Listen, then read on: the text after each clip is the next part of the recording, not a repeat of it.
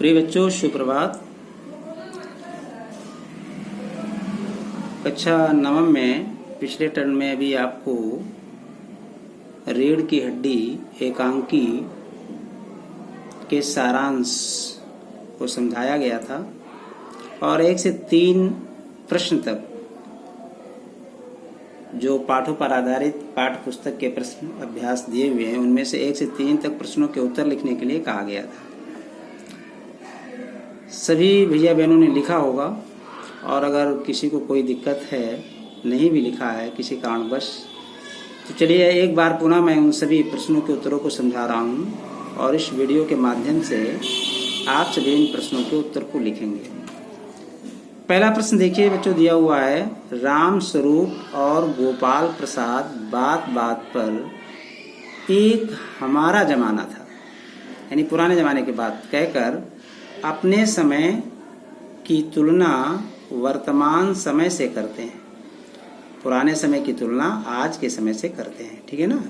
इस प्रकार की तुलना करना कहाँ तक तर्क संगत है, यानी पुराने समय की बात आज के समय से वर्तमान समय से तुलनात्मक रूप में करना कहाँ तक उचित है, इस विषय में आपको अपने विचार प्रस्तुत करना है, आपको अपने तर्क प्रस्तुत करना है, ठीक है।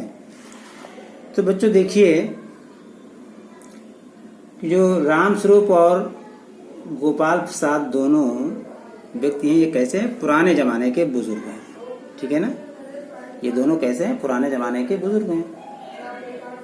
दोनों वर्तमान जमाने की तुलना में अपना जमाना कह करके पुराने समय की तुलना आज के समय से करने की कोशिश करते हैं।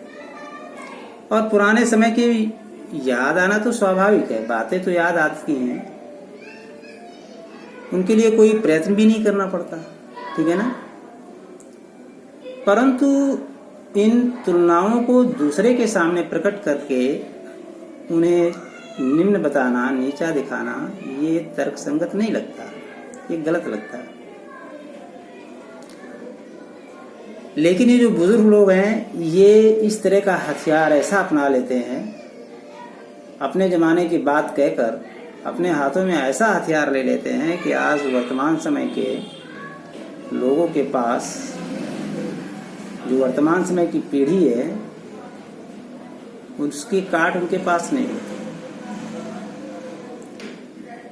लेकिन उन्हें ये समझना चाहिए कि ये हर समय की स्थितियां, परिस्थितियां अलग होती हैं। हर जमाने की अपनी एक आवश्यकता होती है, अपनी एक जरूरत होती है और जमाना भी उसी के हिसाब से बदलता है।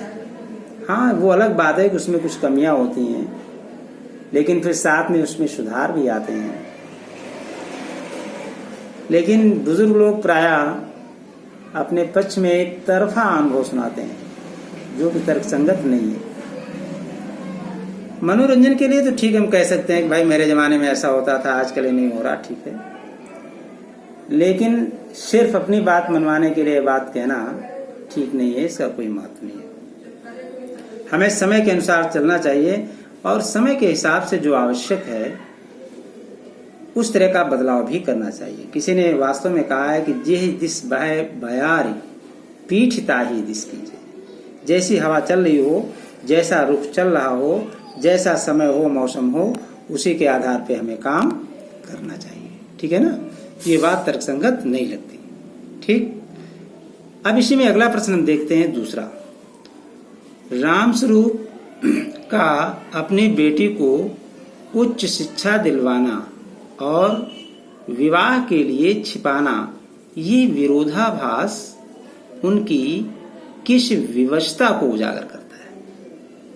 आपने पाठ को पढ़ा है, सारांश को भी सुना होगा कि एक तरफ तो वो अपनी बेटी को उच्च शिक्षा दिलाते हैं, बीए करवाते हैं, और दूसरी तरफ जब विवाह की बात आती है तो वो उसे छिपाते हैं। तो इससे उनकी विवशता, विरोधाभास उजागर होता है। इसके विषय में आप अपने विचार व्यक्त कीजिए। किस विवशता के कारण ऐसा होता है, ये आपको बताना है। तो बच्चों देखिए, राम स्वरूप जी, जैसा कि मैंने बताया, अपनी बेटी को कहाँ तक, बीए तक शिक्षा दिलवाते हैं, पढ़ाते हैं। वह उसे उच्च शिक्षा दिलवाना अपना पवित्र कर्तव्य मानते हैं। ठीक है, अच्छी बात है। आज के समय में हमारी सरकार भी प्रोत्साहन दे रही है बालिकाओं की शिक्षा के लिए। हर जगह महिलाओं को आरक्षण दे रही है, बराबर का दर्जा प्रदान कर रही है। तो ऐसे ही कुछ विचार रामस्वरूप जी के थे। लेकिन जब विवाह का समय आता है तो जो समाज में पिछड़ी लोगों की मनोभावना थी, लोग पिछड़ी मनोभावना के शिकार थे, तो उसी के अनुसार वो अपनी बेटी की शिक्षा को छिपाना चाहते हैं। लोग शिक्षित बहू को स्वीकार करने को तैयार नहीं है, ज्यादा पढ़ी लिखी, क्योंकि उन्हें ऐसा लगता है कि अगर ज्यादा पढ़ी लिखी बहू होगी तो हर बात में बहस करेगी, तर्क करेगी, अपने विचार रखेगी, हमारे नियंत्रण में नहीं रहेगी। ऐसी उनकी मानसिकता है। कई बातों में प्रश्न भी करेगी, उन्हें चुनौती भी देगी, और इस बात को ये हमारा समाज, जो पुरुष समाज था, वो बिल्कुल सहन करने को तैयार नहीं था। इसीलिए लोग कम पढ़ी लिखी बहू चाहते थे। और रामस्वरूप जी की भी यही समस्या थी। वो चाहते थे कि मेरी बेटी का विवाह अच्छे परिवार में हो जाए, तो उसकी विवाह की चिंता के कारण, विवाह की जो व्यवस्था थी, उन्हें विवाह के लिए उसकी उच्च शिक्षा को छिपाने के लिए मजबूर होना पड़ता है। लेकिन वास्तव में ऐसा उन्हें नहीं करना चाहिए, बल्कि उन्हें भी उसका डटकर मुकाबला करना चाहिए था। और शिक्षा दिलवाया, कोई चोरी नहीं की, ये तो अच्छा कार्य, नेक कार्य है, उसको स्पष्ट रूप से बताना चाहिए था।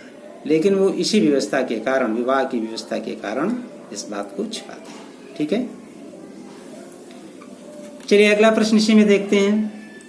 प्रश्न नंबर 3, अपनी बेटी का रिश्ता तय करने के लिए रामस्वरूप उमा से जिस प्रकार के व्यवहार की अपेक्षा कर रहे हैं वो उचित क्यों नहीं है? अपनी बेटी का रिश्ता तय करने के लिए रामस्वरूप जी उमा से जिस प्रकार के व्यवहार की अपेक्षा कर रहे हैं वो उचित क्यों नहीं है? इसके विषय में आपको अपने विचार व्यक्त करना है कि ऐसा व्यवहार उनको क्यों नहीं करना चाहिए अपनी बेटी के प्रति। जब आपने उसको पढ़ाया है, लिखाया है, तो फिर आप उन पुरानी रूढ़िवादी या जो सामाजिक लोग पिछड़ी मनोभावना के शिकार हैं, ऐसी परिस्थिति में आप ऐसे विचार क्यों मन में लाते हैं? तो चलिए देखते हैं। देखिए, ऐसा है कि अपनी बेटी का रिश्ता तय करने के लिए रामस्वरूप जी अपनी बेटी से अपेक्षा करते हैं कि वो कैसे सामने आ सके, सज धज कर सुंदर रूप में पेश हो। इसके लिए वो जो कृत्रिम साधन है, पाउडर आदि भी लाते हैं कि इसका उपयोग करें। वो आने वाले मेहमानों के साथ सामने ढंग से बैठे, बात करे, अपनी व्यवहार कुशलता से उनका दिल जीते। इस तरह के व्यवहार की अपेक्षा करते हैं। ठीक है, उसमें जो गुण है उन्हें ठीक तरह प्रकट करे ताकि होने वाले पति और ससुर को पसंद आ जाए। और सबसे बड़ी बात है, ये तो चलो कहीं तक मान ले, ठीक है, लेकिन सबसे बड़ी बात है कि वो उसे कम पढ़ी लिखी लड़की के रूप में पेश करना चाहते हैं। मतलब बातचीत से ऐसा उजागर ना हो कि वो ग्रेजुएट है, बीए है, बहुत कॉलेज में पढ़ी हुई है। तो ये जो दिखावा है, एक तो उधर सज के आना, दूसरे पढ़ी लिखी होने के बावजूद भी कम पढ़ी लिखी होने का दिखावा करना, छिपाना, शिक्षा को छिपाना, ये बात ठीक नहीं लगती।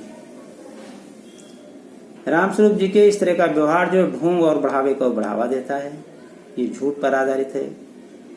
ग्रेजुएट होने के बावजूद भी, बीए पढ़ी होने के बावजूद भी उसे मात्र मैट्रिक बताना, ये गलत बात है, धोखा है। और इस तरह के जो रिश्ते होते हैं झूठ पर आधारित, वो टिकाऊ नहीं होते हैं। किसी को कृत्रिम साधनों से सजा करके सुंदर दिखाना और बाद में जब उसका वास्तविक रूप सामने आता है तो उसमें भी फिर बाद में दिक्कतें आती हैं। इस तरह से अगर देखा जाए तो राम स्वरूप जी का जो इस प्रकार का व्यवहार है बेटी के प्रति और बेटी किससे इस तरह की उपेक्षा है वो उचित नहीं लगता। तो बच्चों इन 3 प्रश्नों का उत्तर आपको दिया गया था करने के लिए, आपने अगर नहीं किया है तो इन तीनों प्रश्नों का उत्तर अब आप अपनी कॉपी में इस वीडियो के माध्यम से लिख लें और अगले वीडियो के माध्यम से हम क्वेश्चन 4, 5, 6 का उत्तर आपको समझा रहे हैं। ठीक है।